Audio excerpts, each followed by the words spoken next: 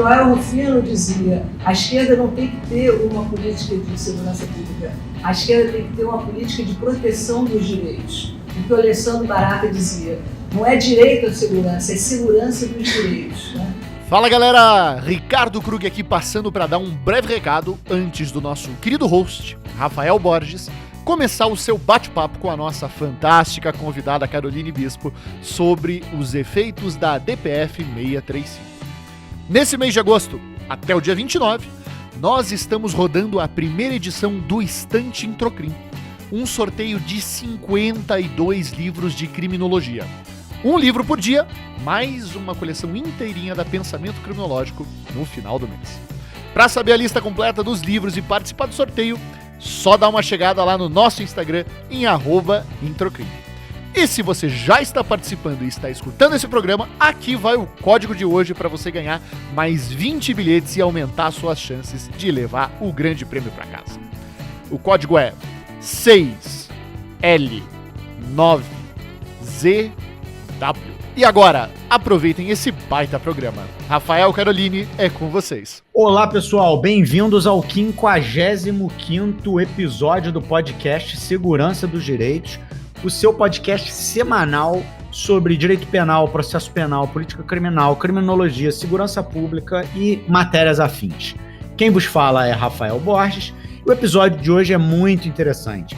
Eu estou aqui na presença de uma advogada, companheira de militância, companheira de trincheira, muito combativa, muito querida e muito admirada, Carol Bispo. A Carol está aqui hoje atendendo um convite antigo desse podcast, que há muito tempo queria tê-la aqui nessa bancada e hoje a gente conseguiu ajustar as agendas. E hoje ela vem conversar um pouquinho sobre a sua militância profissional, mas muito particularmente sobre a DPF 635. Né? Aqui no curso do podcast a gente vai explicar para vocês um pouquinho o que é a DPF 635.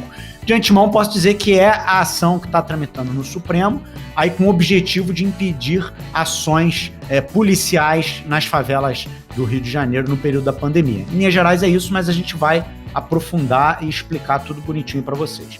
Eu queria, pessoal, antes de entrar aqui no programa propriamente dito, fazer 2 registros de contatos muito carinhosos que a audiência fez com este podcast. Em primeiro lugar, o Luiz Felipe Mendes, ouvinte nosso, que nos mandou um e-mail muito carinhoso, elogiando o podcast, falando da satisfação dele de nos ouvir e pedindo aqui mais um episódio com o professor e promotor de justiça Jackson Zílio, que acabou de publicar um livro chamado Direito Penal de Exceção, promotor de justiça do Paraná.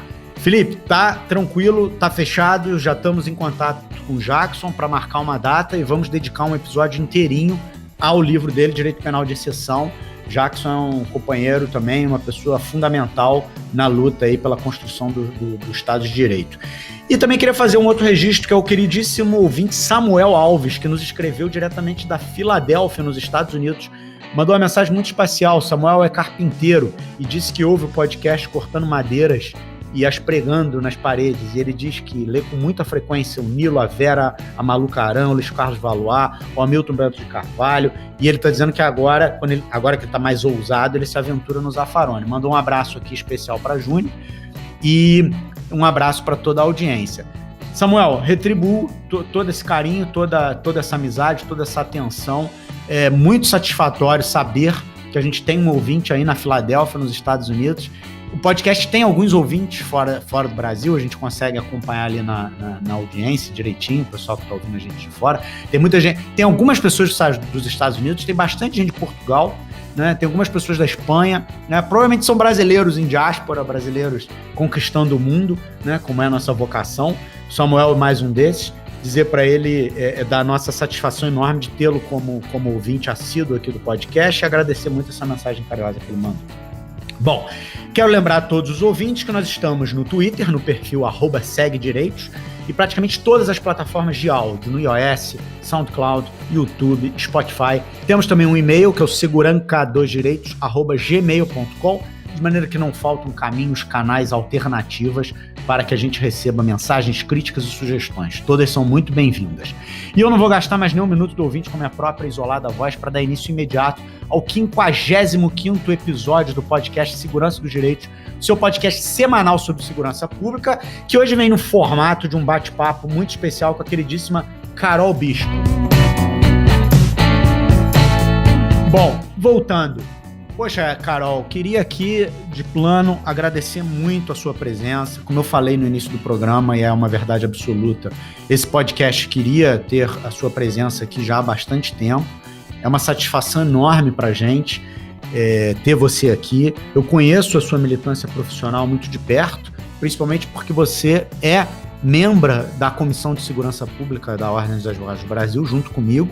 Né? Ali a gente tem um espaço de resistência, um espaço de construção, de crítica, de criticidade enfim, e uma trincheira de luta na defesa dos direitos fundamentais, e você é uma destacada membro lá da comissão. Queria muito agradecer a tua presença e queria pedir para você dar um alô geral aqui para nossa audiência, se apresentar de forma geral aqui para a gente, antes da gente começar o bate-papo. Rafael, muito obrigada por esse convite. Eu estou muito feliz de estar aqui com vocês e muito feliz e muito honrada também de fazer parte da comissão. Eu me lembro exatamente o dia que eu te mandei um WhatsApp lá me apresentando, pedindo para eu entrar cheia de vergonha, e foi exatamente esse o motivo que eu demorei tanto para estar aqui nesse podcast. Para todo mundo que me conhece, me segue, sabe que eu falo pra caramba, mas sou extremamente envergonhada, e quando estou palestrando, meu pensamento vai e volta várias vezes. Então, de antemão, já estou preparando vocês, porque eu vou fazer várias vezes isso. Vou começar a falar, vou fazer uma pausa, vou voltar, mas no final sempre tudo dá certo. Então, fiquem aí, acompanhem até o final, porque a gente chega lá no final. Então, eu sou a Caroline Bispo, eu sou advogada de segurança pública do Eixo de Segurança Pública da ONG Redes da Maré, que é uma ONG há mais de 20 anos, fundada por moradores da Maré, aqui no estado do Rio de Janeiro, no Complexo da Maré. É muito interessante, aí a primeira pausa do dia, é muito interessante que as pessoas entendem a Maré como um bairro, como se fosse uma única favela, mas na verdade ela é um complexo de 16 favelas, 16 comunidades. Então, ela é um dos territórios mais populosos do estado do Rio de Janeiro. A gente tem mais de 140 mil pessoas morando ali, mais de 47 mil domicílios, são 44 escolas, 7 equipamentos públicos, 2 Detrans, a lona cultural e entre outros diversos empreendimentos, né? Então, assim, segurem todas essas informações, que daqui a pouco a gente vai falar exatamente sobre todas essas pessoas e o quanto a segurança pública, que muitas das vezes um tema tão complexo é resumido tão somente sobre a violência, ela acaba esquecendo todas essas outras informações ao redor, todas as pessoas que ali habitam na zona do não ser. Então, daqui a pouco a gente fala sobre isso. Eu também sou cofundadora e diretora da associação Elas Existem Mulheres Encarceradas.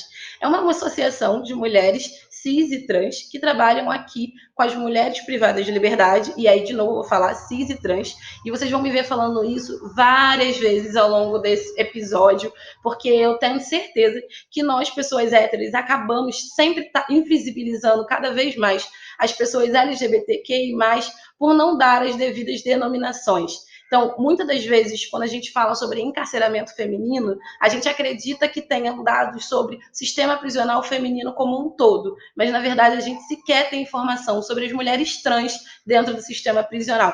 Então, por isso, é importante sempre estar frisando que somos um grupo de mulheres cis e trans, trabalhamos com mulheres cis e trans dentro do sistema prisional e socioeducativo, mas que não temos dados acerca das mulheres trans dentro desse mesmo sistema. Então, lá em 2016, quando a gente fundou a Elas Existem aqui no Rio, a primeira coisa que a gente pensou foi: precisamos levar para a sociedade que essas pessoas existem. Precisamos falar para a sociedade o que acontece dentro do sistema prisional com essas mulheres, mas principalmente quem são essas mulheres.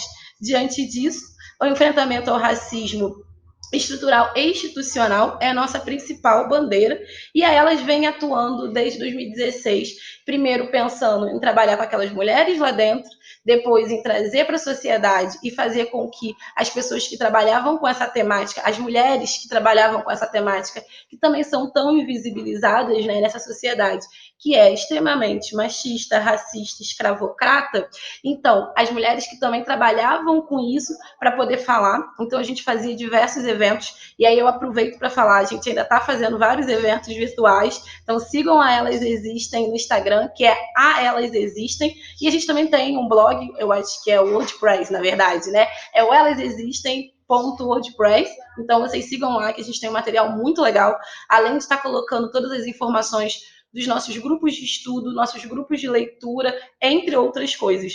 Então, trazer para a sociedade informações sobre quem estava dentro do sistema, quem trabalhava dentro do sistema, era importante, mas era muito mais importante que fôssemos ferramentas para que essas vozes alcancem outros lugares, que determinadas vozes cheguem cada vez mais longe. Então, a Elas passa a trabalhar também com as egressas do sistema prisional. Então, assim, para além de trabalhar com elas dentro do sistema prisional, a gente abriu a nossa sala para trabalhar com aquelas que saíram do sistema prisional. E aí, gente, eu sei que eu pareço que eu tô falando muito, só me apresentando, mas eu sou assim mesmo, e vocês que me conhecem, é isso, e para quem não me conhece, prazer. Enfim, voltando aqui, senão me perco, e eu já falei que meu pensamento vai e volta várias vezes. Quando a gente pega e trabalha com as mulheres que saíram do sistema, com as egressas, a gente tem uma outra perspectiva, a gente tem um outro olhar, a gente consegue não só, e olha que eu já entrei em 14 unidades prisionais pelo Brasil, né, e não é entrar igual advogada, apesar de ser advogada, eu entro na cela, e eu sempre peço para ver o banheiro, é algo que eu sempre peço, todas as vezes que eu entro numa unidade prisional, a primeira coisa que eu peço para fazer é olhar o banheiro, porque eu sempre quero que a gente analise um pouquinho os nossos privilégios, inclusive o privilégio de poder sentar num vaso sanitário, que para muitas pessoas parece ser uma coisa muito ilógica, algo que a gente nem dá valor, mas que para outras pessoas é algo extremamente necessário. Então, todas as vezes que eu entro no banheiro, dentro de uma unidade prisional, entrar no banheiro é para mim o fator, o marco inicial de por que eu estou fazendo isso, de por que eu estou ali com aquelas pessoas. Enfim, a Elas Existem surgiu para isso. E aí hoje, em tempos de corona, a gente liberou o nosso WhatsApp para estar prestando uma orientação. E aí a gente tem 2 advogadas prestando orientação, mais uma assistente social. Desculpa, gente, são uma advogada, uma assistente social e uma enfermeira de saúde mental no nosso WhatsApp, prestando uma orientação de encaminhamento. O que seria esse encaminhamento? Encaminhamento para equipamentos públicos que estejam abertos e em funcionamento. Muitas das vezes, muitas dúvidas é tão somente para consultar um processo. Então, assim, o nosso WhatsApp hoje ele está disponível de segunda a sexta, sempre com uma pessoa de plantão. E a partir da próxima semana, essas mesmas profissionais vão estar atuando na favela de Acari para tentar alcançar, óbvio, obedecendo todas as regras de segurança, com bastante álcool em gel, luvas, máscara e tudo mais. Porém, para a gente tentar, de alguma maneira, fazer com que essas decisões que vocês têm vistos das varas de execuções penais, que são modificadas por conta do tempo de Covid, por conta do Covid, consigam alcançar essa população, que essa galera consiga também alcançar todos os seus direitos. Eu acho que eu já me apresentei demais, mas só para concluir a minha apresentação, eu sou vice-presidente da Comissão de Socioeducação na OAB. Então, a gente está ali também discutindo, fiscalizando as unidades socioeducativas aqui do estado do Rio de Janeiro. Sou cofundadora da Articulação Interamericana de Mulheres Negras nas Ciências Criminais, no Núcleo do Brasil, e sou mãe da Maria Eduarda Mendes. Eu sempre falo mãe da Maria Eduarda Mendes nas minhas apresentações. Primeiro, porque ela fica super feliz, e segundo, porque a gente acaba sempre invisibilizando também esse lugar de mãe, seja na academia, seja profissionalmente, seja em diversos outros espaços. Então, para mim, é um marcador extremamente importante colocar mãe da Maria Eduarda, para que as pessoas entendam também esse lugar de nós, mulheres profissionais, militantes, ativistas, etc., também como mãe. Rafael, eu acho que eu falei pra caramba, vou passar a bola para você, porque eu acho que eu me estendi demais. Legal, muito legal, apresentação super completa, e já falou também, embutiu ali aspectos muito importantes da sua história, e da história do lugar da onde você está falando, da onde você está brigando, da onde você está fazendo a sua luta.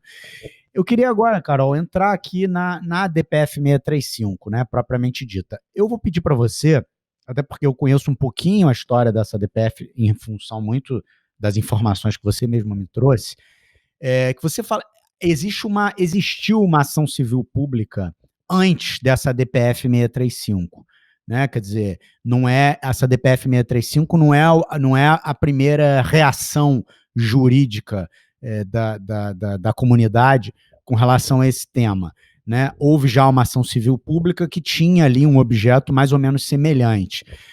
A nossa audiência é muito qualificada e conhece bem esses institutos, a DPF, a CP, mas só para clarear, né? A DPF, pessoal, é aquilo que a gente chama de arguição de descumprimento de preceito fundamental. É uma ação que precisa ser julgada no âmbito do Supremo Tribunal Federal e ela tem por objetivo evitar que o poder público pratique qualquer tipo de ato, por poder público aí você pode entender os 3 poderes, pratique qualquer tipo de ato que seja atentatório a um preceito fundamental previsto na Constituição da República de 88. Né? É uma ação que tem uma definição legislativa relativamente fluida, relativamente vaga.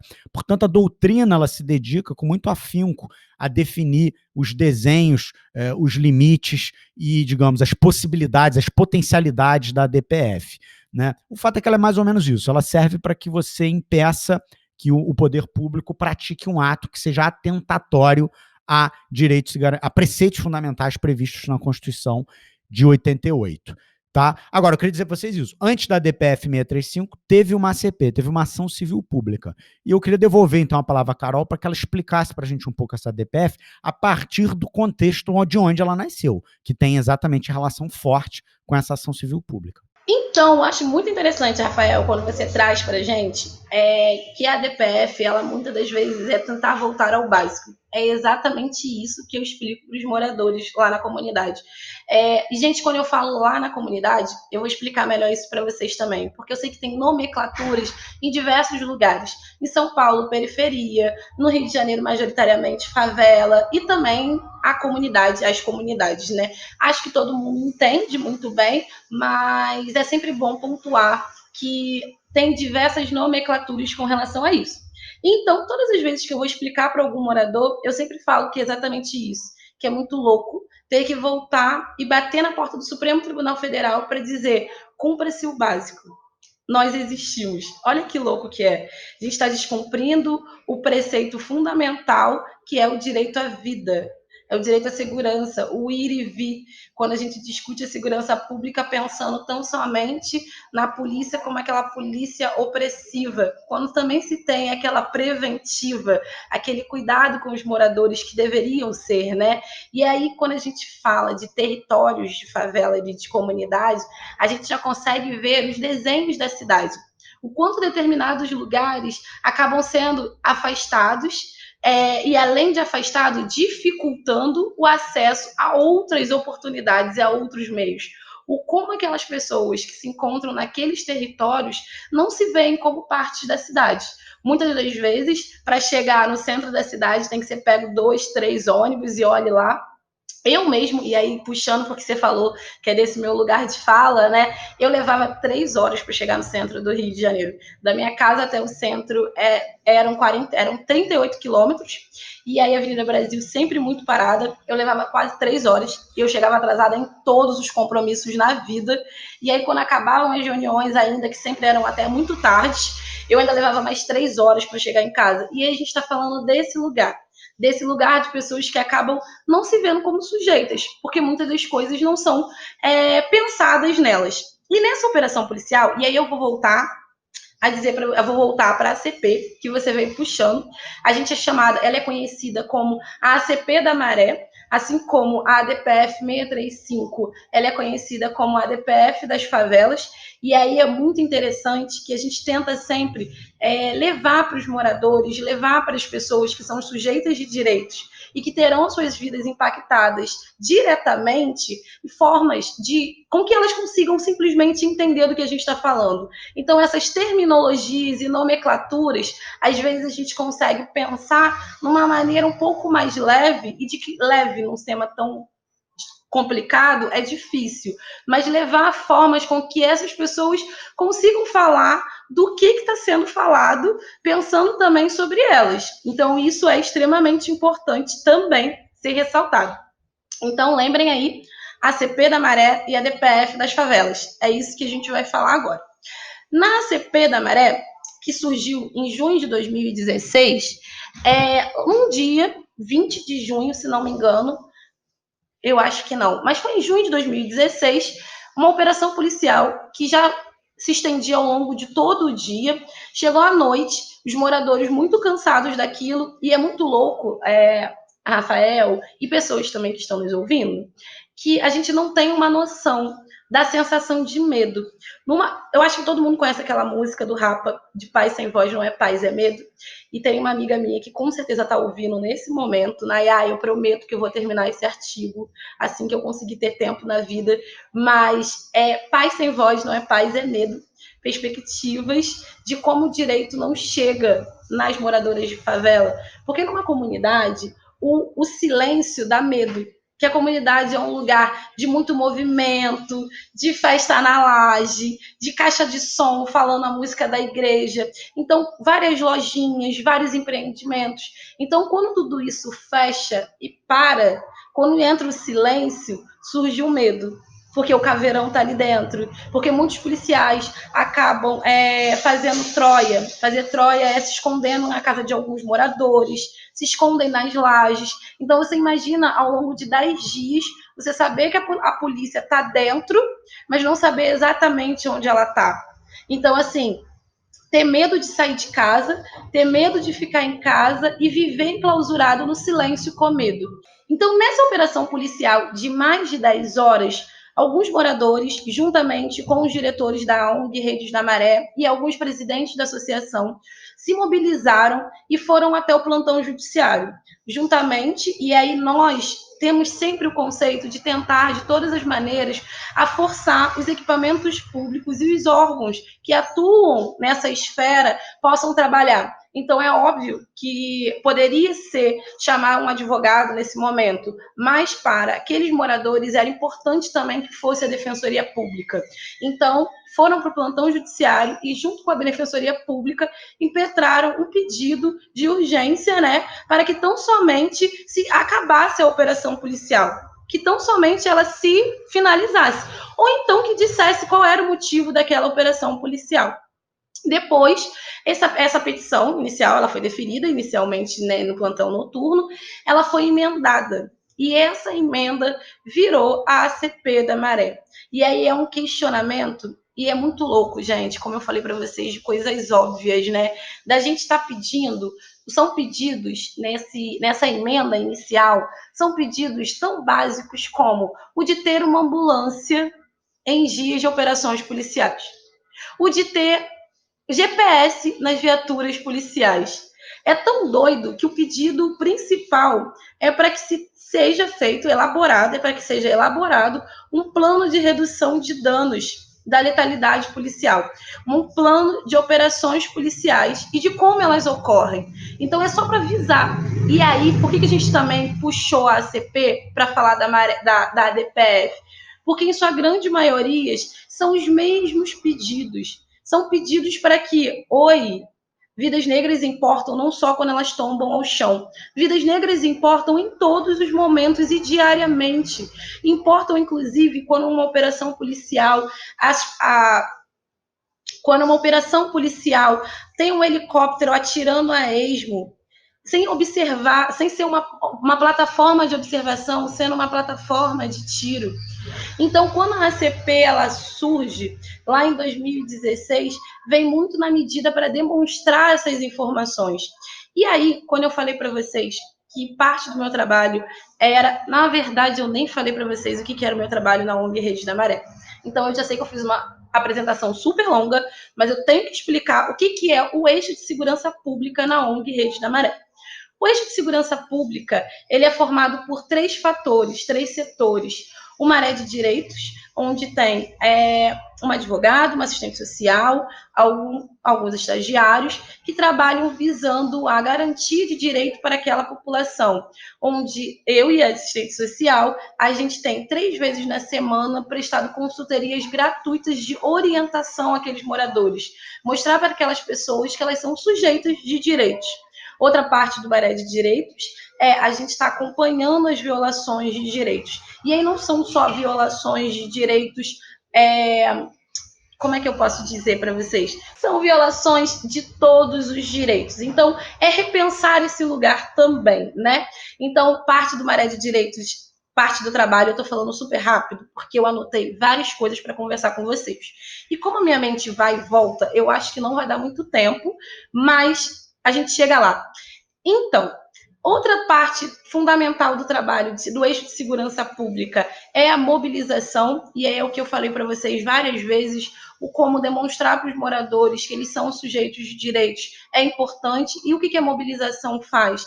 A mobilização, ela passa explicando o que é uma operação policial, explicando o que os policiais não podem fazer em dia de operação policial e deixando telefones como ouvidoria da polícia, ouvidoria do Ministério Público, ouvidoria da Defensoria Pública. A gente tem um adesivinho que os moradores colam nas suas portas e muitas das vezes eles, e muitas das vezes eu já ouvi pelo menos, né? Eles dizem que deixam na porta para que aqueles policiais saibam que eles sabem dos seus direitos. Então, imagina só, para a galera que mora na Zona Sul, elas recebem um bom dia da polícia como se fosse super tranquilo.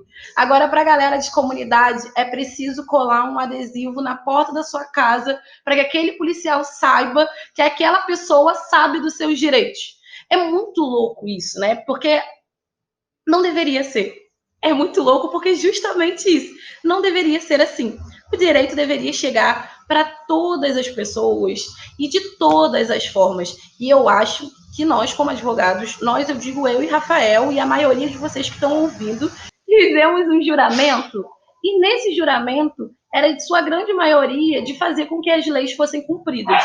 Só que a gente se esquece que somente a letra fria da lei, de forma no juridiquês, ela não alcança algumas pessoas. Esses direitos, dos quais a gente preza tanto, eles sequer são ditos para algumas pessoas. Eu me lembro de uma senhorinha, um atendimento que eu fiz, que ela se arrumou inteira para vir na ONU Cultural e ficou assim: eu tô com muito medo de falar com a senhora porque eu nunca falei com um advogado. Eu, que isso? Eu sou só a Carol, pode sentar aqui, senta, qual é a dúvida da senhora? Ela, não, há muito tempo atrás aconteceu isso, isso e isso, e não tinha nem nada a ver do direito, ela só queria saber exatamente se tudo que aconteceu com ela estava ok ou não. Na verdade, ela queria saber do direito, óbvio, né, gente? Mas eu queria saber, ela só queria tentar entender se ela foi passada para trás ou não. Porque, infelizmente, ainda, esse juridiquês, ou a letra fria da lei, como a gente coloca muitas das vezes, ela só alcança a gente.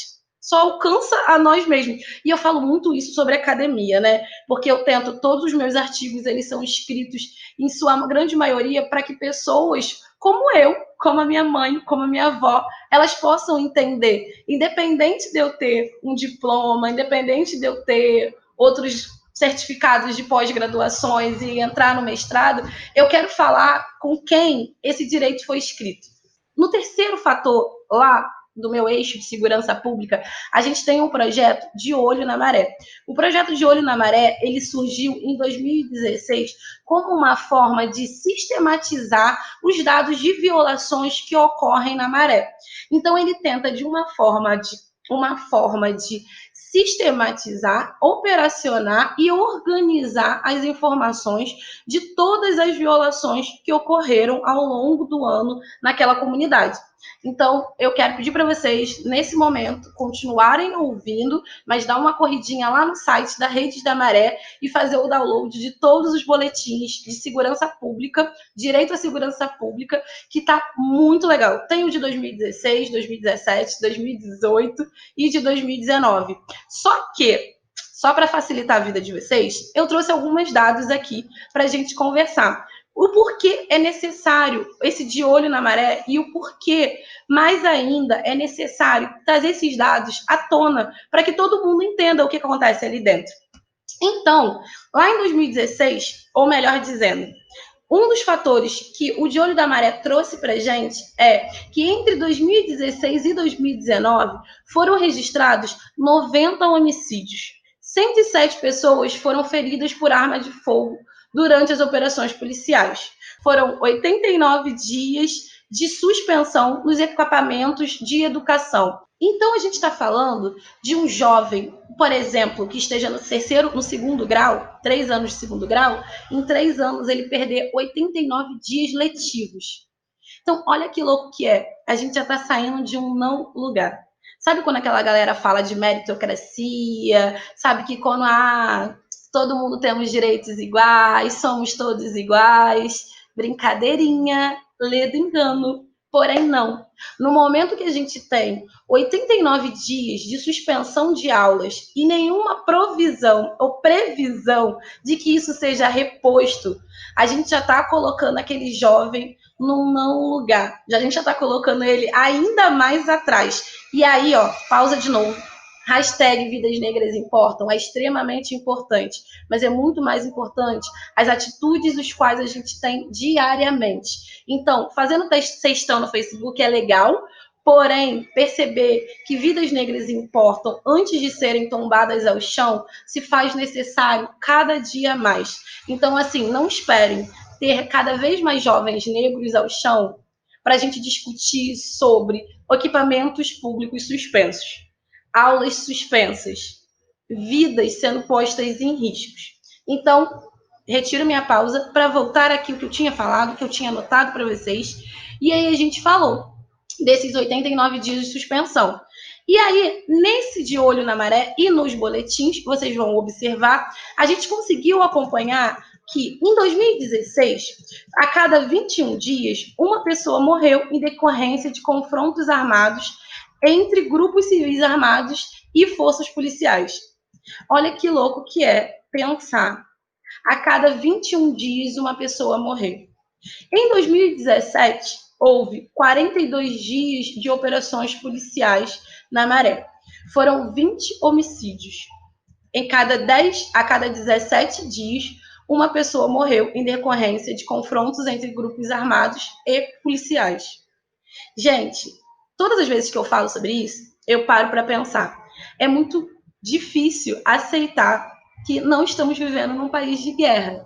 É muito difícil o quanto a gente não observa que existem territórios que são corpos não lidos e não vistos como sujeitos morrendo cada vez mais. Em 2016, a gente tinha 20, a cada 21 dias uma pessoa morrendo. Em 2017, a gente tem a cada 17 dias uma pessoa sendo assassinada. Então, olha de um não lugar que a gente está falando. Então, olha como é necessário e fundamental discutir todas essas questões. O como a gente, às vezes, acaba percebendo a segurança pública num lugar tão somente de violência que a gente não fala, inclusive, sobre a questão da educação. A questão que todas as vezes que existe uma operação policial, esses diversos equipamentos públicos, os quais eu falei com vocês, eles são simplesmente fechados. E essas pessoas, elas precisam sair para trabalhar. Essas pessoas, elas precisam chegar às suas casas. E aí, vou fazer outra pausa, já disse para vocês que eu sou assim. Que a pior operação policial para mim, o pior dia, o que mais me marcou na vida, foi o dia 12 de junho de 2019. Foi o Dia dos Namorados. Eu chamo de operação do Dia dos Namorados. Foi quando, nesse dia, a gente começou a receber, a gente tem um plantão, né? A gente tem um celular de plantão que todos os moradores mandam informações, mandam fotos, mandam vídeos. É onde o Maré de Direito, o De Olho na Maré, consegue sistematizar as informações também que chegam através dos moradores. E olha como é legal e importante, necessário fazer com que essas pessoas saibam que são sujeitas de direitos e possam correr atrás dos seus direitos. Olha como isso é fundamental. E eu juro que a gente vai chegar na DPF, e isso tem tudo a ver com a DPF. Nesse dia da operação policial, a gente começou a receber informações 5h30 da manhã, 6 horas da manhã. E aí, Facebook também é um lugar que você tem muita informação. Eu corri para o Facebook e olhei, e realmente muitos moradores relatando casas invadidas, tiros sendo trocados, vários caveirões. E aí a gente tem, o nosso plantão começa às 9. E aí eu esqueci de falar, né? Em dias de operações policiais, eu tenho que estar na Maré para tentar fazer essa mediação com a polícia, para tentar ver casos que houveram violações, para poder levar na delegacia, enfim, né? E aí, nesse dia... Carol, aproveita só esclarece esse ponto. Você não é moradora da Maré, né? Embora você tenha uma militância profissional muito ligada à favela, você não mora lá não, né? Não, isso, Rafa, não. Eu moro em Guadalupe, eu morava em Guadalupe, né? Passei minha vida toda em Guadalupe, que é um dos bairros do subúrbio do Rio de Janeiro. Ele fica a 38 quilômetros do centro, né? E em alguns lugares era para ser considerado uma outra cidade, né? Como São Paulo, por exemplo, é como se fosse uma outra cidade. Mas não, Maré é o meu lugar de trabalho, que eu tenho uma paixão incrível, porque é isso, é um lugar de felicidade, mas onde cada vez mais as pessoas não conseguem saber os seus direitos. Mas vou terminar aqui para vocês, senão eu vou me perder, sobre a operação do Dia dos Namorados. Nada, tudo bem. É bom porque eu bate-papo. É bom que eu bate-papo, senão eu vou ficar aqui falando sozinha. Então, na operação do Dia dos Namorados, cheguei lá 9 horas da manhã, e aí eram 13 horas da tarde, mais ou menos. A gente tinha acho que 4 caveirões dentro da comunidade. Se vocês não sabem o que é caveirão, joga aí no Google. É aquele carro grande, preto, blindado, que é assustador, que tem uns buraquinhos para o fuzil ficar armado para fora. Então eles ficam do lado de dentro, mas o fuzil fica apontado para fora. E aí a gente precisamos comer. Paramos para almoçar. A gente entrou numa birosquinha na frente e decidimos comer. E estava passando esses jornais, era meio-dia e pouca, 13 horas. E aí estava passando esses jornais de Jornal Nacional, não tenho muita certeza qual era, da tarde, né? No horário do almoço. E aí passou a informação. Tá tendo operação policial no complexo de favelas da Maré. Aí mostrou os helicópteros sobrevoando. Moradores desde de manhã relatam isso, isso e isso. Beleza. 5 minutos depois, gente, 5 minutos depois. E agora aqui no shopping tal, o Dia dos Namorados, a ópera tem a promoção, isso, tem. E a gente parou e se olhou o como é normatilizado saber que aquelas vidas estão ali dependendo de que sejam olhadas, de que sejam observadas, que a polícia que está ali também, por uma forma preventiva, pense também da forma com que ela vai entrar. Em 2017, a gente teve uma das maiores apreensões de drogas do Brasil no aeroporto Galeão, sem a troca de um único tiro. Então é repensar também. Está diminuindo a violência? Está diminuindo a entrada de drogas? Está diminuindo porque o aumento de morte tem crescido. E aí, trazendo aqui, voltando, retiro minha pausa, voltando aqui para os dados que eu separei para vocês. Na ACP, a gente ganhou uma liminar. E nessa liminar, foi lá em 2017, em julho de 2017, a gente ganhou uma liminar. E nessa liminar, decidiu-se que não poderia se ter operações policiais no período noturno, entre outras questões. Nesse entre outras questões, a gente conseguiu observar que no ano de 2018, a gente teve somente 16 operações policiais. Então, a gente pula de 42 para 16. Olha como a intervenção judicial ainda se é necessária para se observar preceitos fundamentais e básicos como o direito à vida. Então, olhando o quanto isso lá em 2018 fez essa diferença, outra pausa. Em 2018 também foi uma das operações mais desastrosas que houve, que eu com certeza, tenho certeza que todos vocês ouviram sobre esse caso, que levou à morte do jovem Marcos Vinícius, de 14 anos, com a blusa da escola. Sua mãe, Bruna, ela sempre está com com a blusa do seu filho, dizendo: não vou esquecer o que aconteceu. E nesse dia também houveram a morte de 7 outros jovens dentro da comunidade. Existem relatos e informações que esses jovens, por exemplo, já tinham se rendido e ainda assim foram executados. Então, a gente está falando de observar um território que é lido como território que deveria ser lido como território de guerra, que a gente tem uma intervenção judicial e diminui esses números de guerra, mas ainda assim a gente tem a utilização do helicóptero como plataforma de tiro. E aí, nessa ACP, a Defensoria Pública fez um agravo, pedindo uma liminar pela a utilização do helicóptero, porque nos pedidos iniciais não se falava do helicóptero. Então, a gente começa a se discutir sobre a utilização do helicóptero como plataforma de observação.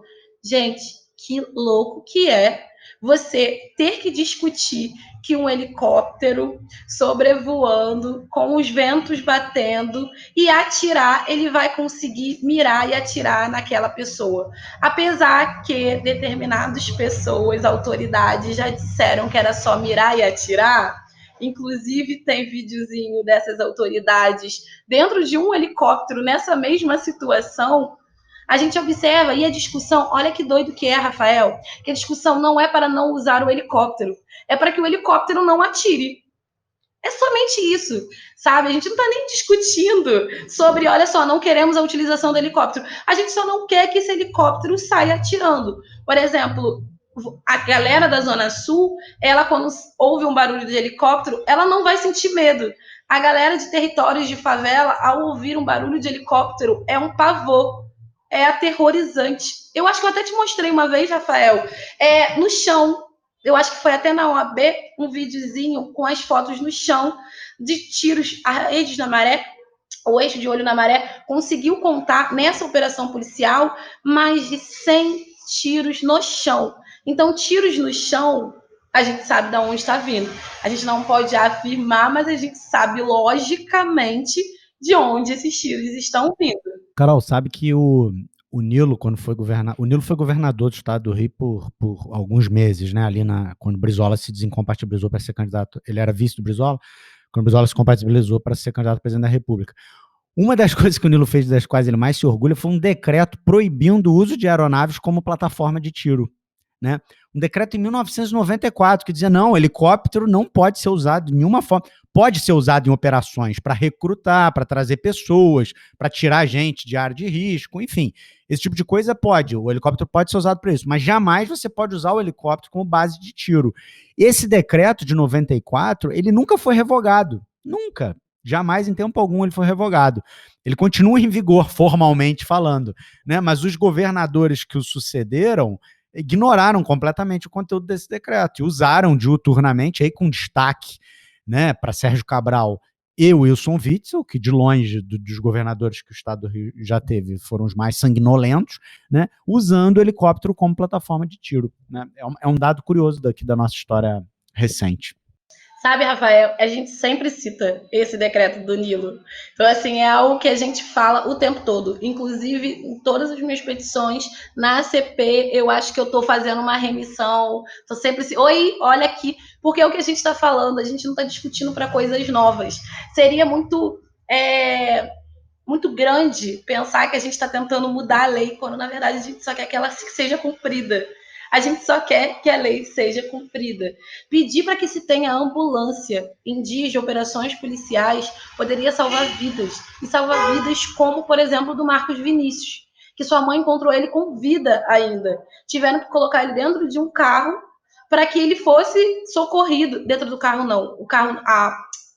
Dentro do carro, porque a viatura não conseguiu chegar. A ambulância não estava próxima e a do posto de saúde próximo não conseguiu chegar. Então, olha que louco que é, sabe, pensar em preservar vidas. A gente não está nem discutindo coisas tão aleatórias. Aí, para não me estender demais, que daqui a pouco vocês já devem estar muito cansados de mim, mas a gente já está terminando, espera aí mais um pouquinho.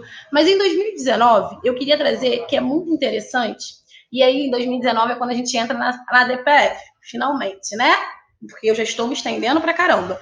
Mas lá em 2019, quando o discurso se intensifica sobre mirar e atirar, que a gente acabou de falar, a gente passa de 16 operações policiais para 39 operações policiais. 30 pessoas foram feridas por armas de fogo em 2019. Esse número é um número grande, muito assustador. Foram 34 pessoas assassinadas. São 30 pessoas feridas e 34 pessoas assassinadas. Foram 140 violações, melhor dizendo. Foram 265 violações de direitos básicos no ano de 2019. A gente teve 25 dias de suspensão nas escolas. 25 dias de suspensão nas clínicas da família, nas clínicas de saúde, nos postos de saúde. Então, a gente está falando de mais ou menos, em média, mais de 15 mil atendimentos de saúde que foram cancelados por conta de operações policiais. O quanto é necessário a gente estar o tempo todo voltando ao básico. É muito, muito, muito necessário estar se discutindo. De novo, vidas negras importam diariamente. Inclusive, vai sair um artigo meu falando exatamente isso. Eu acho que o título do artigo acho que é esse: Vidas negras importam diariamente. Porque é isso, é a gente perceber, é a gente tentar entender diariamente que são corpos, que são em sua grande maioria corpos negros, que são esses corpos que vão serem tombados. E se não forem tombados por uma arma de fuzil, serão tombados com um não nas empresas de trabalho, serão tombados com a não possibilidade de alcance de outras oportunidades por conta de não conseguir sair para trabalhar. Quantas pessoas a gente já atendeu que foram mandadas embora porque o patrão não entendia que não podia sair de casa em determinado horário por conta da operação policial? Quantas pessoas elas precisam ainda ter que mentir o seu endereço para poder não dizer que mora no território de favela? Então, observar essas questões e esses lugares foi necessário, mas foi muito mais necessário fazer com que a mobilização popular, que os grupos da sociedade civil, que as organizações se unificassem para que juntas questionassem. O PSB é o autor da ação da ADPF no Supremo Tribunal Federal, até porque a ADPF tem lá no seu artigo já descrito e destrinchado quem são as pessoas que podem serem autoras, porém, a ADPF ela é totalmente voltada para uma mobilização popular. Ela é totalmente... E aí eu peço para vocês verem no YouTube que foi feita uma sustentação oral popular, onde a gente chamou mães de vítimas, pessoas que foram afetadas diretamente, além de, entre outras, movimentos e organizações, para que vocês tenham essa perspectiva. No início desse podcast, o Rafael falou comigo uma frase, e aí eu guardei, e depois eu falei com vocês sobre lugar de fala. E é exatamente isso, lugar de fala, mas não necessariamente que as pessoas não possam falar. Eu acho que todas as pessoas possam falar sobre tudo, mas vocês têm que ouvir as pessoas que estão no seu devido lugar. Então, trazer e ouvir as perspectivas dos moradores, daquelas pessoas que foram violadas, das pessoas que sabem, que entendem o que ocorre ali dentro. E, principalmente, para que aquelas pessoas consigam fazer com que, melhor dizendo para vocês, é importante que a gente seja ferramentas para que essas vozes alcancem. Então, a ADPF 635, conhecida como ADPF das favelas, ela surge muitos pedidos parecidos com a ACP, e eu não sei se eu falei para vocês, mas a ACP foi a primeira ação em 2016 voltada para a segurança pública do Brasil. Então, assim, e o fator principal que nós da Rede da Maré queremos sempre trazer é que questionar a segurança pública não se limita tão somente a falar de violência. Que o artigo 144 ele traz uma grande distinção também de outras informações no sentido de pensar a polícia como também preventiva, pensar também na educação, no saneamento básico, nas políticas públicas que deveriam ser pensadas também. Então, quando a ADPF, em novembro de 2019, ela é iniciada, e aí vem o movimento negro, e aí, deixa eu tentar lembrar, se eu me perder, gente, me desculpa, mas eu sei que são 14 amicus curiae. Então, Movimento Negro, o Educafro, a Defensoria Pública do Estado do Rio de Janeiro, Justiça Global, Conectas, Fala Cari, Mães de Manguinhos, Coletivo Papo Reto, a Iniciativa Direito e Memória e Justiça Racial, que é um grupo novo lá da Baixada Fluminense, para trazer também todas as informações da Baixada Fluminense para a própria DPF, porque apesar de ser no estado do Rio de Janeiro, ainda é um território extremamente invisibilizado e muitas das vezes sequer citado. Então, quando todos esses movimentos se unem, a gente dá entrada na DPF, PSB, como eu expliquei para vocês, esses outros organizações inteiras, como Amicus Curiae, a gente vem para fazer com que uma movimentação para que o Supremo entenda, vamos lá de novo, vidas negras importam. Então, a gente está nesse momento, e aí, assim, eu sei que eu falei pra caramba, mas nesse momento da DPF, a gente está no julgamento das medidas cautelares. Ele iniciou agora no dia 7, inclusive a OAB entrou com pedido de amicus curiae, eu, Rafael e a OAB, a gente entrou com pedido de amicus curiae para a própria OAB ser habilitada nesse momento, e aí a gente está nesse... Pode falar. Pedido assinado por você e por mim. Pedido da OAB, né? Feito por você e assinado por nós dois. E aí, é importante sempre estar frisando o quanto essa mobilização é importante, porque num dos votos do Gilmar Mendes, por exemplo, ele vem citando informações de coletivos, vem citando informações do próprio Fala Cari, da minha querida e amada amiga Bruna Buba Aguiar. E se vocês não acompanham o Fala Cari, corre no Instagram, não sei o Instagram deles, mas vai lá, que é importante vocês lerem e saberem informações de quem está no território. Eu acho, pausa, tá, gente? Esse é o momento pausa, que minha mente já se perdeu, mas daqui a pouco eu volto. Eu acho que eu sempre estou num outro lugar quando eu discuto segurança pública, por eu estar no território. E aqui a gente está falando de segurança pública voltado para um território de favela, quando muitas das vezes eu estou também voltada na segurança pública no sistema prisional. O que eu costumo dizer bastante é que eu trabalho com mortas ou encarceradas. Porque o que esse Estado machista, racista, escravocrata, punitivista e heteronormativo branco se espera é exatamente isso, que as pessoas sejam ou mortas ou encarceradas. Então, quando eu estou na Elas Existem, na linha de frente, na base, entrando numa unidade prisional para ver dentro de um banheiro, para ver que não tem vaso sanitário, discuto sobre a quantidade de vezes que a água ela é ligada no complexo de Bangu, é a mesma proporção que quando eu estou dentro de uma comunidade, ouvindo de um morador que a casa dele foi arrombada por um pé na porta do policial.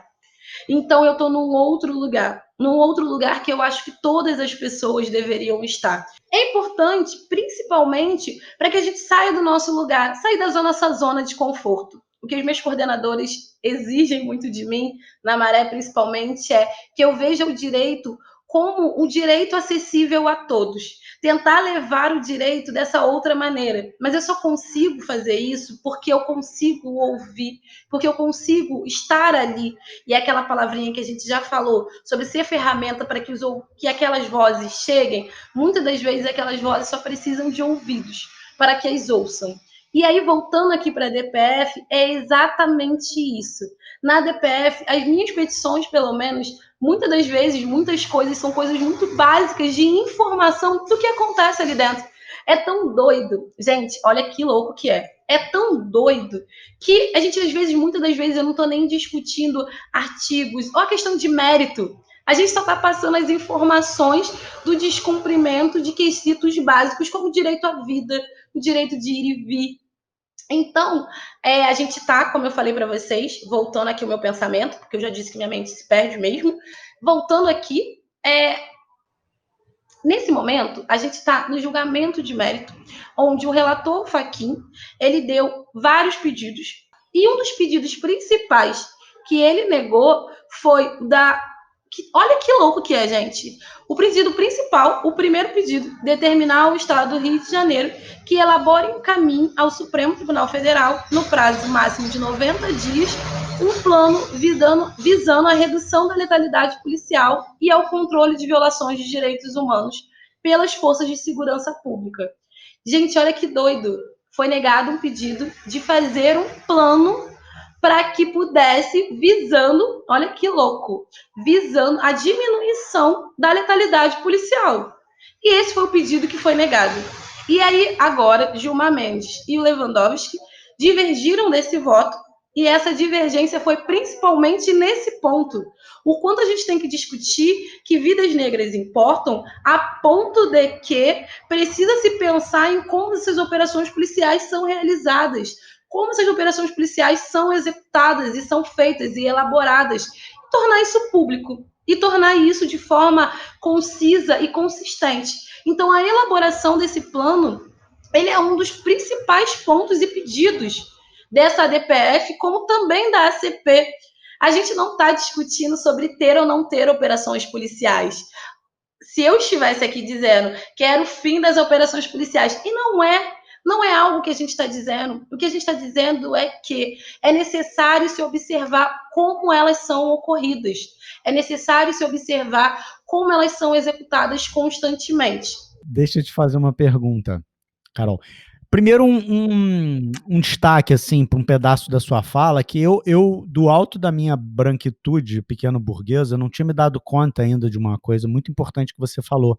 Essas operações, não é que elas sejam simplesmente instrumentos de produção de violência. Quando elas acontecem, os equipamentos públicos da favela, da periferia, eles todos interrompem a sua prestação de serviço, né? Então não é só o problema do tiro que o sujeito pode levar de bobeira, né? Porque o policial tá subindo de caveirão. É para além disso, as 44 escolas que ficam fechadas, as unidades de saúde que ficam fechadas, quer dizer, toda aquela malha de prestação de serviço público que tem na periferia, que já é extremamente precária, né? Porque está na periferia, ela ainda é prejudicada por causa da operação. E aí você colocou uma provocação que é muito correta e que eu acho que fala muito com o coração, né? Vamos dizer assim, quando você diz que meritocracia é essa? O garoto teve 80 dias a menos de aulas no período letivo do que o garoto que estuda no Santo Agostinho, no Santo Inácio. Vamos competir, então, no Enem? Para ver quem vai tirar a melhor nota? Né? Quer dizer, que meritocracia é essa? Exatamente disso que você está falando. Né? Quer dizer, a capacidade que uma operação policial dessa tem de interferir na vida da favela é uma coisa horrorosa, né? Quer dizer, é constitutiva da vida daquelas pessoas ali, a presença da polícia daquela forma ostensiva, violenta, que é como você falou, não é a polícia que vai na favela, não é a polícia que anda no calçadão e que fala bom dia, boa tarde, boa noite, é outro tipo de polícia, é outro tipo de comportamento. Essa polícia que constitui a realidade das favelas, né? E é contra essas operações policiais que você está se insurgindo, né? Muito bem. E aí, Rafael, eu acho interessante que você fala isso, porque eu me mudei, né? Me mudei há pouco tempo, no final do ano passado, e agora eu moro perto da Zona Sul. Tô quase uma burguesinha também, porém nunca chegar a esse lugar, porque o sistema não me permite chegar. E não me permite, e eu quis falar isso, porque também é um outro artigo que eu juro que eu preciso terminar de escrever, mas é o da maçã verde. É muito louco que, por exemplo, eu comi uma maçã verde pela primeira vez na vida há 2 meses atrás. Isso porque não era acessível. E aí a gente não pensa. E aí, olha que coisa louca. Eu comi uma maçã verde. E aí eu liguei pro meu irmão para dizer, eu comi uma maçã verde. E o meu irmão só foi pro centro do Rio 2 vezes. Meu irmão veio na Zona Sul pela primeira vez quando eu me mudei, fazendo a minha mudança.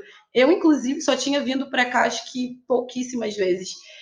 E aí, quando eu liguei e falei sobre a maçã verde, ele, nossa, eu sempre quis comer uma maçã verde. Eu nunca tinha percebido isso. E são pequenos fatores que não é acessível, não chega para a gente. No subúrbio do Rio de Janeiro, por exemplo, eu não encontro a mesma variedade de coisas nas feiras, nos mercados.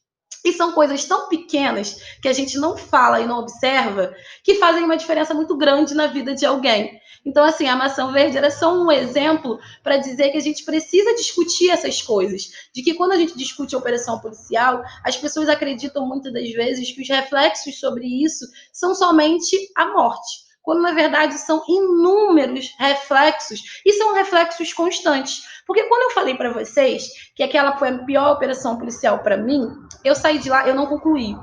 Mas eu saí de lá 7 horas da noite. E eu não aguentava mais, assim, eu não tinha estrutura, eu não tinha zero estrutura naquele dia. Eu tinha ido para a delegacia umas 2 vezes e a polícia saiu da comunidade, eram 6h30, a gente tinha que fazer uma reunião e eu falei para minha chefe que eu não tinha estrutura e eu precisava ir embora, porque eu precisava sair dali e eu precisava, porque senão eu ia chegar em casa destruída e, como eu falei, mãe da Maria Eduarda, ainda tinha que chegar em casa e sorrir sem levar todo esse peso para uma criança. E aí eu pensei nesse meu lugar de privilégio, que eu posso ir embora. Que quando eu saio de um território de favela, eu posso chegar na minha casa. Eu posso estar aqui no meu privilégio de não ter medo da polícia bater aqui, porque eu sei que a polícia não vai entrar aqui. Então, assim, esses reflexos de não possibilidade, reflexos de como as coisas não chegam, reflexos de como o nosso privilégio, e aí eu sei que por eu ser uma mina preta de pele extremamente clara, falar de privilégios é uma coisa muito louca, mas é importante observar o quanto a gente tem determinados e determinantes privilégios cada vez mais nas nossas vidas. Não só falar para analisar, mas falar para observar, inclusive, por exemplo, sobre uma maçã verde, que era uma possibilidade, e eu não estou dizendo nem sobre valores de compra, de aquisição de coisas, é de possibilidade no alcance de chegar. E para além do alcance de chegar, é de você se sentir como... deixa eu tentar achar uma palavra, mas eu acho que essa faz meio sentido. É de você não se sentir como parte daquilo, como se você não fosse um privilegiado, ou melhor, que as outras pessoas fossem privilegiadas por possuírem aquilo, poderem acessar aquilo, e você não. Então é também uma zona de não lugar. Então, assim, um podcast que eu fiz, e foi o meu primeiro podcast, esse é o segundo, porque sério, gente, eu sou muito envergonhada, vocês não acreditam, mas é sério mesmo. No primeiro podcast que eu fiz, eu falei exatamente sobre isso. O quanto, às vezes, a gente não observa que, quando a gente está em determinados restaurantes, ou melhor, quando a gente faz eventos e a gente faz palestras e no final a gente marca aquele shopzinho, a gente marca um jantar, a gente chama para fazer reunião naqueles restaurantes caros, a gente olha em volta e não vê gente preta. E aí a gente não observa do porquê que a gente não vê gente preta. E aí as pessoas falam para mim assim, eu sou uma que sempre tive que recusar, porque eu não tenho grana para pagar esses restaurantes caros. Então, eu sei também que muitas das coisas eu não participei porque eu não estava nesses lugares caros da vida. E muita gente chega para mim para falar: ah, Carol, mas não é assim, eu posso pagar para você. E eu falo: ok, mas a questão não é essa, a questão é muito maior. A questão é observar o quanto nós estamos o tempo todo discutindo sobre as opressões, só que a gente muitas das vezes acaba lutando para manutenção de privilégios. A gente diz que quer acabar, a gente quer fazer as coisas, a gente até acredita que está fazendo.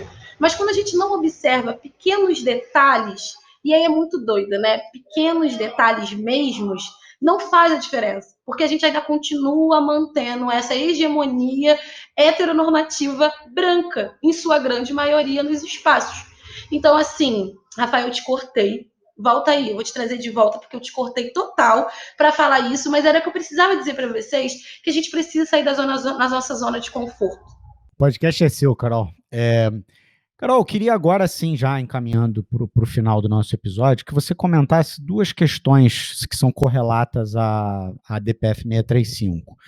Primeiro, eu queria que você comentasse um pouquinho sobre os dados do Instituto de Segurança Pública, que vieram a público, acho que há 2 ou 3 semanas atrás, dando conta de que, se você comparar os meses desse ano em que essa liminar do Supremo vigeu com os mesmos meses do ano passado, você vai ver que já houve uma redução de 70% na produção da letalidade policial, ou seja, no número de mortes produzidas por policiais no estado do Rio de Janeiro. Claro que isso é uma estimativa, não dá para dizer que o número do ano passado se repetiria esse ano, mas é um percentual muito escandaloso, né? Positivamente escandaloso nesse caso, porque é 70% a menos, né? Mas é muita diferença de um ano para o outro, né? E considerar que a única coisa que você tem de diferente do ano passado para esse, além de Bolsonaro cada vez pior, é a liminar concedida nos autos da DPF 635. Então eu queria que você comentasse um pouco isso.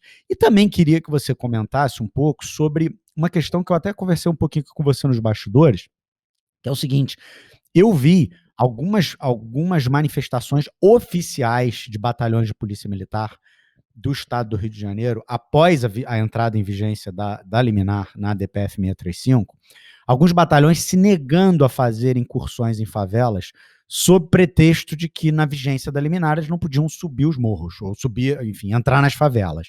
Né? Quer dizer, não é isso que a liminar fala do Fachin. O Fachin não proíbe que polícia entre na favela. Ele proíbe operações policiais em favela naqueles moldes em tempos da pandemia.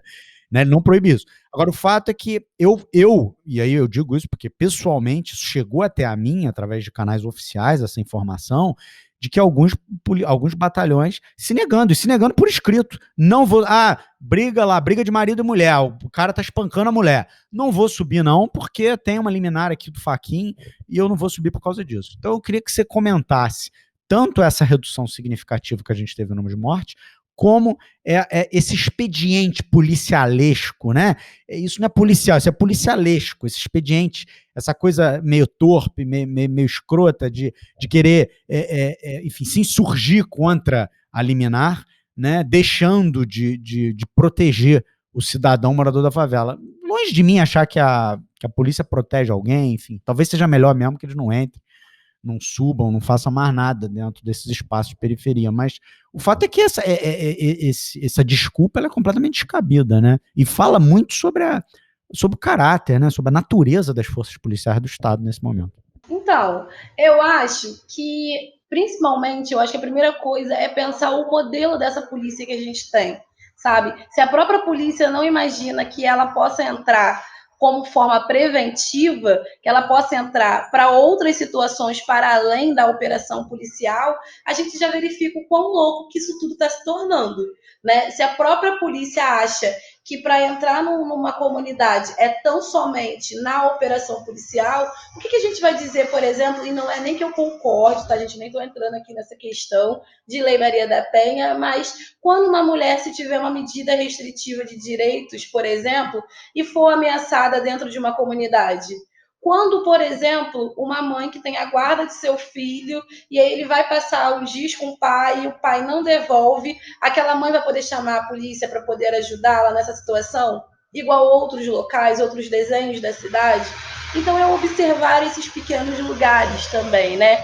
E aí, quando você diz sobre a redução, eu queria trazer um dado muito interessante para vocês, que no ano passado, nesse mesmo período, na verdade, nos períodos de junho, não foi junho, eu acho que foi de maio, isso, do dia 16/3 a 20/6.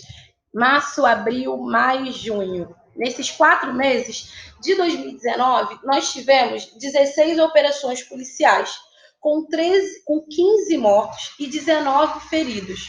Foram 9 dias de suspensão de atividades de saúde e 16 dias de suspensão de atividades escolares. Já nesse ano de 2020, com a DPF e com a liminar em vigência, a gente teve um número de 4 operações policiais. A gente teve uma única pessoa assassinada e 7 pessoas feridas. Então, a gente de verdade está falando de números muito estrondosos. A gente passa de... E eu estou falando de tão somente 4 meses. Por isso, eu queria muito conferir com vocês quais eram os meses, para que a gente não pudesse achar que ela está falando do ano inteiro. Não estou. Eu estou falando da diferença em 4 meses de um número de mortos de 15 para 1 por conta de uma decisão liminar. Então, olha só o quanto é necessário a gente estar o tempo todo observando que decisões judiciais são extremamente necessárias ainda para que a lei seja cumprida, mas muito mais do que a lei seja cumprida, mas que são os órgãos de segurança pública entenderem que o seu trabalho não é tão somente a violência. O quanto se perceba que a polícia ela não se vê como não atuante na forma repressiva, né? Que ela não pode estar ali para dar o bom dia para o morador, que ela está ali tão somente para ser repressiva. Legal, muito bom, Carol. Muito bom mesmo. Você levanta coisas realmente impressionantes que só poderiam ser trazidas por alguém que está realmente no front. Por mais que a gente acompanhe as notícias, né? E eu acompanho com um interesse muito particular, as notícias, os desdobramentos daquela ação civil pública, os desdobramentos dessa DPF 635, mas a gente nunca está tão inteirado quanto uma pessoa que está ali no front dessa disputa, né? Que não é só uma disputa de narrativa e não é só uma disputa judicial, é uma disputa pela cultura, uma disputa pelos valores, é uma disputa muito real, né? Que fala muito sobre os destinos da gente como sociedade, né? Do Brasil como sociedade. Carol, eu queria te agradecer muito a tua presença mais uma vez, dizer que foi muito especial a tua vinda aqui hoje, dizer que esse teu temor com a sua vergonha ele é absolutamente improcedente, não sei de onde ele vem, eu sei que ele tem que sumir, porque ele simplesmente não deve existir. Fala muito bem, explica muito bem, é muito didática, e eu acho que enriqueceu muito aqui o nosso podcast, sem dúvida nenhuma, esse debate hoje. Eu queria, Carol, passando a palavra para você, enfim, deixar aí seu recado final. Quando você for deixar o seu recado final, Carol, deixa fala um pouco aí as mídias onde a galera consegue te encontrar, Instagram, enfim, essas coisas todas aí, que o pessoal da audiência gosta de acompanhar. E queria também que você deixasse para a gente aquela tradicional dica de um livro, né, com a exigência que você já conhece, de que o livro não seja um livro jurídico, porque a ideia é abrir as mentes da audiência e não deixá-las. E você falou tanto aqui, né, durante o podcast, né? O teu desafio é justamente transformar o juridiquês, é justamente adaptar esse linguajar rebuscado, tosco, bobo, babaca, que o mundo jurídico aprecia, e transformar isso numa coisa acessível, né? Para que a população entenda que é ela que dispõe de ferramentas jurídicas, né? E que essas ferramentas jurídicas estão a serviço da população, não o contrário. Então é isso, está contigo. Obrigada, Rafael. Eu queria mais uma vez agradecer esse convite. Eu estou muito feliz de estar aqui. Depois eu fiquei, depois que eu recusei, eu fiquei, gente, ele não vai me chamar de novo, ele não vai me chamar de novo. Então, eu estou muito feliz de estar aqui. Eu não sei, eu acho que essa vergonha, Rafael, ela é muito fruto do racismo estrutural, sabe? Que a gente não se sente boa o bastante. É isso, você acabou de dizer que eu fui muito didática e eu acho que eu sou muito boa no que eu faço, mas ainda assim, antes de cada evento, de cada palestra, de cada aula, eu sempre vou achar que eu sou uma fraude, que eu não sei do que eu tô falando e tal, porque é exatamente isso que o racismo faz, né? Ele nos mata diariamente, né? Cotidianamente, não se sentir bonita, não se sentir querida. Eu achava que eu não deveria ser advogada, primeiro porque eu não conhecia nenhum advogado, né? Inclusive, eu não tenho nem muitos amigos advogados. Mas eu achava que aquele era um lugar que não era para mim, que o meu cabelo, que a minha forma de se vestir, que a minha forma de falar, que nas vezes que eu falava que eu era do subúrbio, que saudade do subúrbio, quando todas as minhas formas, elas não eram aceitáveis, quando na verdade não é. É esse sistema que é moldado para que pessoas como eu não se sintam como parte desse lugar. E aí a gente precisa enfiar o pé na porta e chegar e alcançar. Então, mais uma vez, eu que agradeço. Eu falei bastante sobre ser ferramentas para que as vozes consigam chegar e alcançar, e eu acho que hoje o que a gente fez foi isso, né? Você conseguiu me trazer para que a minha voz alcançasse outras pessoas e que diversas perspectivas alcançassem cada vez mais outros lugares e outros saberes, né? Então, muito obrigada. A minha dica para vocês hoje, eu sempre quebro protocolos, todo mundo sabe, então são 2 dicas. Mas antes de dar as 2 dicas, eu queria fazer só uma provocação para vocês ficarem reflexivos. Quantos autores negros vocês leem? Quantos artigos de pessoas negras vocês citam nos artigos de vocês? Quantas pessoas negras vocês estudam nos grupos de pesquisa?